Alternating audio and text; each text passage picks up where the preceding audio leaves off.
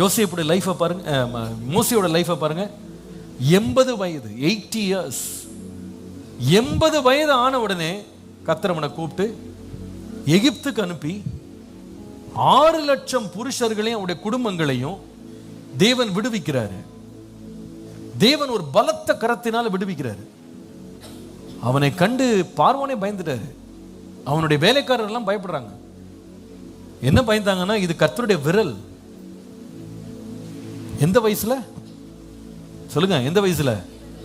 80 வயசு. 80 வயசு வந்து புதுசா வேலை எடுக்கிற நேரம் கிடையாது இல்லையா? 80 வயசு வந்து அப்பாயின்மெண்ட் தேடுற ஒரு டைம் கிடையாது. 80 வயசு வந்து ரிட்டையர்மெண்ட் டைம். அது நம்ம பொதுவாக எல்லாத்தையும் வேலையை விட்டுட்டு பின்வாங்குற ஒரு நேரம். It's a time of retreat. But god had chosen him. 8 years. 80லேருந்து 120ங்க. என்ன வயசுங்க அது? 80லேருந்து 120.